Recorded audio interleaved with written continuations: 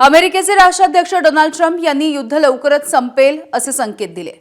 आपल्या truth social हँडलवरती आपली उद्दिष्ट साध्य झाल्याचं त्यांनी जाहीर केलं खरं, मात्र प्रत्यक्षात युद्धभूमीवरती जे चित्र आहे ते काहीसं वेगळं आहे। युद्धाची व्याप्ती हळूहळू वाढतेय आणि युद्ध संपेल असं सांगणारे ट्रम्प आणखी युद्धनौका आणि सैनिक आखाताकडे पाठवतायत।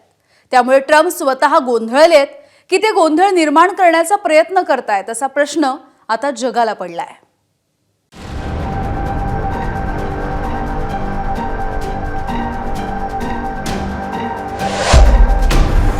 युद्धाची धग हिंदी महासागरात।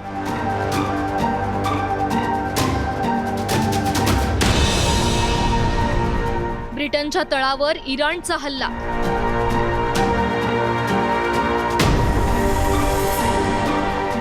अमेरिकेच्या 3 युद्धनौका आखाताकडे।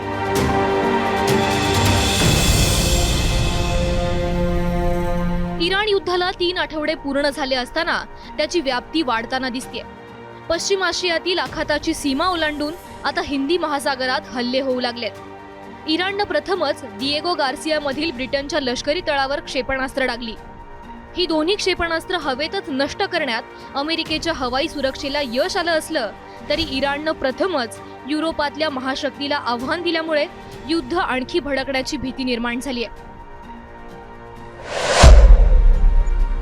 अमेरिकेला मदत करणं म्हणजे युद्धात उडी घेतल्याचं मानलं जाईल असं म्हणत इराणनं ब्रिटनला इशारा दिला आणि आपली धमकी खरी करत दिएगो गार्सियाच्या दिशेनं क्षेपणास्त्र सोडली।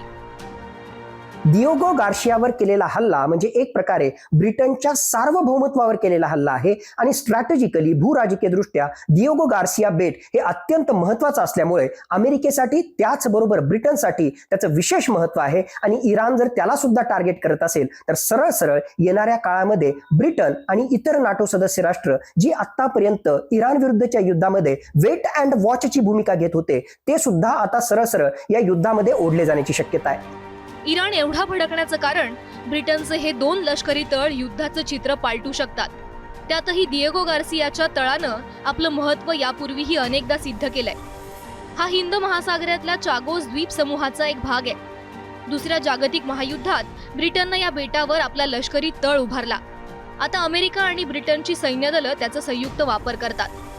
B-52 बॉम्बर, KC-135 टँकर या विमानांसाठी सक्षम धावपट्टी दिएगो गार्सियावर उपलब्ध आहे। टेहाळणी करणारी विमानं आणि कार्गो विमानांसाठी स्वतंत्र धावपट्टीही तयार करण्यात आली आहे। मोठ्या प्रमाणात इंधन साठ्याची ही सुविधा या तळावर असून रडार केंद्र आणि कंट्रोल टॉवर हल्ल्यानं हवाई हल्ल्यांपासून हा तळ सुरक्षित मानला जातो। दिएगो गार्सिया बेट खोल समुद्रात असल्यामुळे मोठमोठ्या युद्धनौकाही तिथे नांगरता येतात। तसंच पाणबुड्यांसाठी डॉकिंगची सुविधा सुद्धा या तळावर उपलब्ध आहे।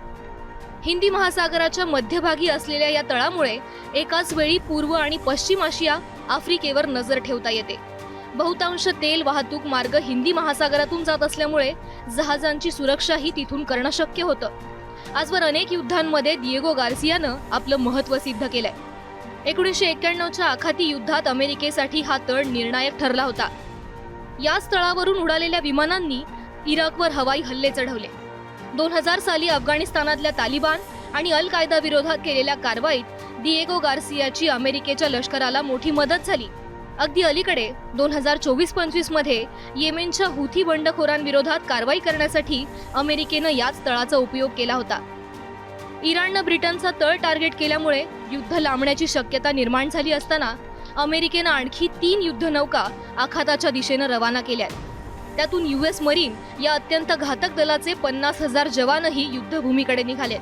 कोणत्याही युद्ध कौशल्यात निपुण असलेल्या मरीन्समुळे अमेरिका इराणमध्ये सैनिक पाठवण्याची क्षमता बळावली आहे। मात्र सध्या तरी इराणच्या जमिनीला पाय लावण्याचा विचार नसल्याचं व्हाईट हाऊसमधून सांगण्यात येत आहे। अमेरिका एक प्रकारे महत्त्वाच्या अशा युद्धनौका ज्यामध्ये USS गेराल्ड आर फोर्ड आणि USS अब्राहम लिंकन मागे घेत आहे तर त्याला रिप्लेस करण्यासाठी काही महत्त्वाचे मराईन कमांडोज आणि सोबतीलाच 3 युद्धनौका पाठवते।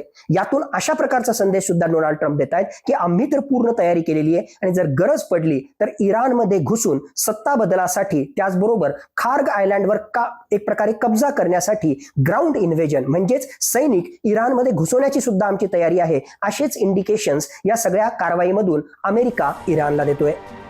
इराण मागे हटत नसताना आणि अमेरिका अधिकाधिक कुमक आखाताकडे धाडत असताना राष्ट्राध्यक्ष डोनाल्ड ट्रम्प यांनी शस्त्रसंधीची शक्यताही फेटाळली आहे. We can have dialogue, but I don't want to do a ceasefire. You know, you don't do a ceasefire when you're literally obliterating the other side. They don't have a navy. They don't have an air force. We're not looking to do that. We're not looking to do that. शस्त्रसंधीबाबत इराणची ताजी भूमिका काय हे स्पष्ट झालं नसलं तरी राष्ट्राध्यक्ष मसूद पेझेशकियन यांनी मात्र शेजारी मुस्लिम राष्ट्रांशी शत्रुत्व नको असल्याचं म्हटलंय. मात्र यावरून इस्रायल, अमेरिका किंवा आता ब्रिटनबाबत इराणची भूमिका काय असेल हे सुद्धा स्पष्ट होतं. ब्युरो रिपोर्ट, एबीपी माझा. एबीपी माझा, उघडा डोळे बघा नीट.